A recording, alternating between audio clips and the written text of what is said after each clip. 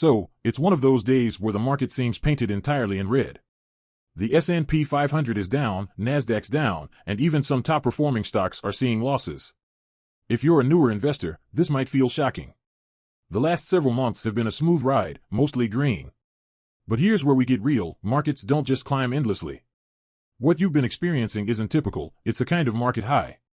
Usually, we see the S&P 500 pull back by around 5% 3 times a year.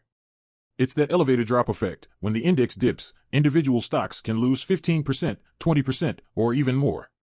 But this isn't a catastrophe, it's just part of the cycle. Let's put things in perspective. Since the beginning of the year, the S&P 500 has gained 20%, double the typical yearly average. We're not just going to keep climbing, markets need time to cool off and consolidate.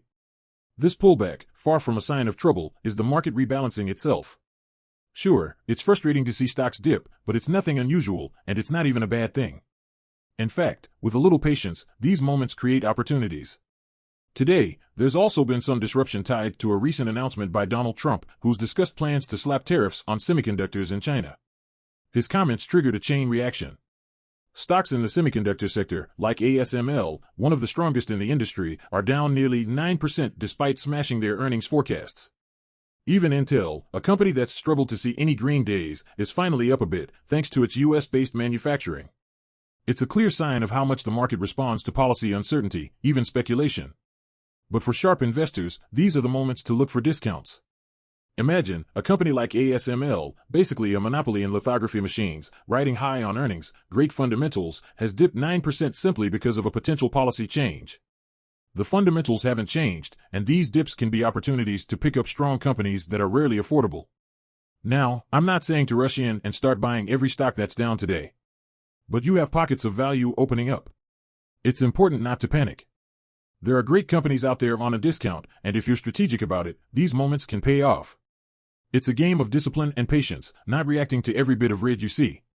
Another key factor, we're heading into the last 4 months of the year, with rate cuts projected to hit in 2024. When rates go down, borrowing becomes cheaper, and most companies benefit, particularly small caps. Small caps thrive in a low-rate environment because they rely more on borrowing, which means they'll likely outperform the big names as rates start to ease up. Historically, when the Fed begins to pivot toward a looser monetary policy, small caps tend to outperform mid- and large-cap stocks. Here's the takeaway: many are starting to move their investments from big caps to small caps. People are freeing up cash, taking profits from those high-flying tech and S&P stocks to buy up discounted small caps. This rotation is normal and healthy. In fact, if the market only relies on the biggest companies for growth, rallies tend to be short-lived. But when the broader market starts to gain, that's when you know the rally has legs.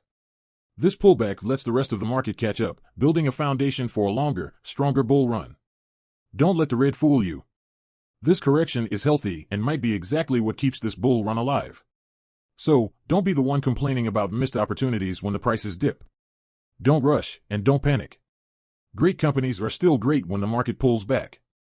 The key here is to focus on solid fundamentals and use dollar-cost averaging to build a position over time.